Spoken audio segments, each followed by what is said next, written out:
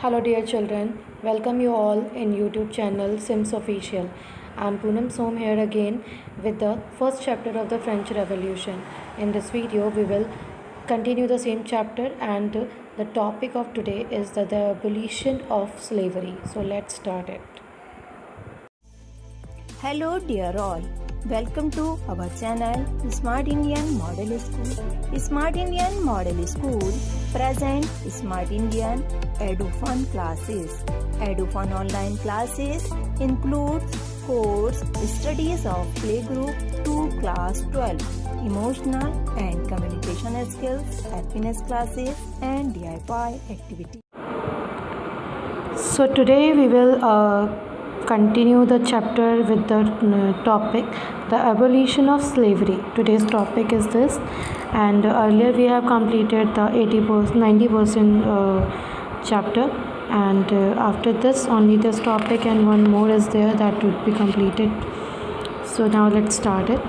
The abolition of slavery. Abolition means the ending. ठीक है. Slavery means दास्ता या फिर किसी की नौकरी करना या दास बनना. ठीक है. नौकरी करना एक अलग होता है, दास बनना अलग होता है.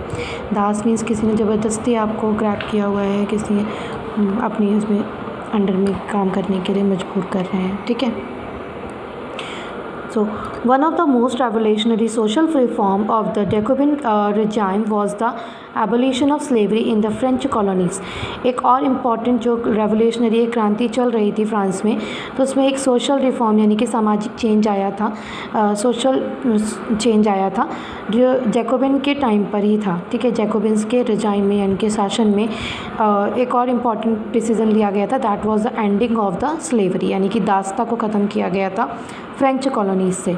The colonies in the Caribbean, Martinique and Guadeloupe and San Domingo, ठीक, were important suppliers of the commodities such as tobacco, indigo, sugar and coffee. ठीक है. कैरिबियन एक प्लेस का नेम है. ठीक है. तो कैरिबियन में क्या था, वहाँ मार्टिनिक, गॉडेलॉप एंड सैन डोमिंगो, ये तीन ऐसे एरियाज़ थे जहाँ पर जो ये सामान था like that tobacco, Indigo, sugar और कॉफ़ी, इनकी ज़्यादा से ज़्यादा सप्लाई होती थी. लाइक दैट अब हम कहें कि अगर आसाम में होती है चाय, ठीक है, तो वहाँ से सबसे ज़्यादा सप्लाई होती है किसी भी पर्टिकुलर, अगर हम प्लांटेशन की बात करें या किसी भी चीज़ के लिए, तो these were the centre of that time. ठीक है. तो but the reluctance of the European to go and work in distant and unfamiliar lands mean the shortage of labor on the plantation.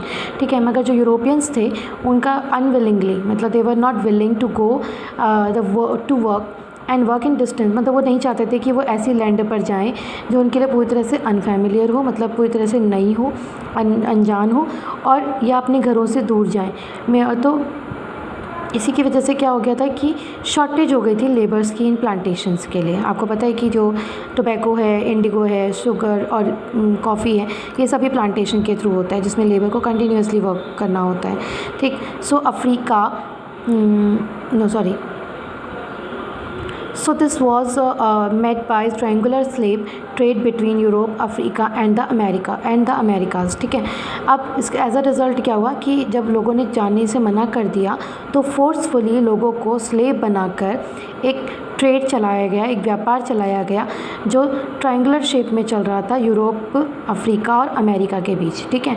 यानी कि यहाँ से वहाँ, वहाँ से यहाँ जो स्लेव्स थे उनको सप्लाई किया जाता था. The slave trade begin in the 17th century. जो स्लेव ट्रेड था यानी कि जो दास का व्यापार था वो 17th सेंचुरी में शुरू हुआ था. French merchant sailed from the port of the Bordeaux और Nantes and to the African coast. अब जो वहाँ के जो स्लेव ट्रेड था वो 17th सेंचुरी में शुरू हुआ था, आपको पता चला. सो फ्रेंच मर्चेंट्स जो होते थे वो क्या करते थे कि जो बॉर्डोक्स या फिर नैंट्स, वहाँ के जो सी पोर्ट्स थे, ठीक है, ये सी पोर्ट्स के नेम है. ठीक. टू द अफ्रीकन कोस्ट, और वहाँ से क्या करते थे वो अफ्रीकन कोस्ट तक उन सर्वेंट्स को या से स्लेव्स को ले जाते थे. Where they bought slaves from local chieftain, और जहाँ वो क्या करते थे वहाँ के जो लोकल चीफन थे यानी कि वहाँ के जो लोकल चीफ थे उनसे उन नौकरों को या उन स्लेव्स को ख़रीदा करते थे. ब्रांडेड एंड शेकल्ड, उसके बाद ख़रीदने के बाद उन पर अपनी ब्रांड छाप दी जाती थी और उन्हें मीन्स हथकड़ी पहना दी जाती थी, उन्हें जकड़ लिया जाता था। And the slaves were packed tightly into the ships for the 3 months long voyage across Atlantic to the Caribbean. और उसके बाद क्या किया जाता था, उन स्लेव्स को पूरी तरह से शिप में टाइटली बंद कर दिया जाता था और लगभग 3 महीने की यात्रा के बाद, लंबी यात्रा के बाद, समुद्री यात्रा के बाद उन्हें अटलांटिक से कैरिबियन पहुँचाया जाता था। अब आपने पढ़ा था ना Caribbean, that was the centre. So there they were sold to plantation owner, और वहाँ पर जाके जो प्लांटेशन उनकी अच्छी कीमत लगाते थे उन्हें वो बेच दिया करते थे स्लेव्स को। The exploitation of slave labour made it possible to meet the growing demand in Europe market for sugar and coffee and indigo. और ये इसलिए किया जाता था क्योंकि जो एक्सप्लॉयटेशन था, यानी कि जो शोषण किया जा रहा था स्लेव्स का, उनकी वजह से क्या होता था कि वो क्यों होता था, क्योंकि वहाँ यूरोपियन मार्केट में शुगर, कॉफ़ी और इंडिगो की डिमांड लगातार बढ़ती जा रही थी और प्लांटेशन कम हो रहा था, इसलिए स्लेव से ज़बरदस्ती उनसे वो काम करवाया जाता था और अपनी डिमांड पूरी की जाती थी मार्केट में। Port cities like Bordeaux and the Nantes owned their economic prosperity to the flourishing slave trade. और इसी वजह से जो ये बॉर्डॉक्स और नेंट की जो सिटी थी, आसपास के जो सिटीज़ थी, वो बहुत ज़्यादा प्रॉस्पेरियस हो गई थी क्योंकि वहाँ स्लेव ज़्यादा मात्रा में पहुँच जाते थे और जो डिमांड्स थी मार्केट की वो फुलफ़िल हो रही थी, इसलिए उनकी पॉपुलैरिटी दिन ब दिन बढ़ती जा रही थी। Throughout the 18th century there was little criticism of slavery in France। 18th century में 17 में शुरू हुआ था, आपने पढ़ा। 18th century में जो ये स्लेवरी थी, इसकी कोई भी क्रिटिसाइज़, मतलब उसके विरोध में कोई भी नहीं आया था फ्रांस में। The national assembly held long debate about the whether the right of a man should be extend to all the French subjects including those in the colonies. और जो नेशनल असेंबली में जब डिबेट हुआ था, ठीक है, एक बहस हुई थी, तो उसमें ये मतलब अभी तक वो लोग एक निर्णय नहीं ले पाए थे कि जो राइट ऑफ मैन है, ठीक है, उन्हें हर तरह, मतलब सिर्फ फ्रांस में ही किया जाए या फिर वहाँ के आसपास के जो कॉलोनीज़ हैं उन्हीं में भी इन राइट्स को फॉलो किया जाए लोगों के द्वारा या नहीं।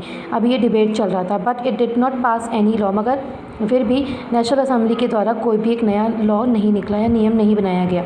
Fearing opposition from the business man whose income depend on the slave trade, क्योंकि और ये इसलिए क्योंकि जो बिजनेसमैन थे उनके डर से उन्होंने कोई भी लॉ ऐसा पास नहीं किया था, क्योंकि वो डर गए थे कि उनकी जो इनकम थी वो पूरी तरह से स्लेव ट्रेड पर ही डिपेंड करती थी और अगर उनका ट्रेड नहीं चलेगा बिजनेसमैन का तो उन तक सप्लाई नहीं हो पाएगी चीज़ों की। सो ठीक है, so it was finally the convention which in 1794 legislated to free all slaves in the French overseas position.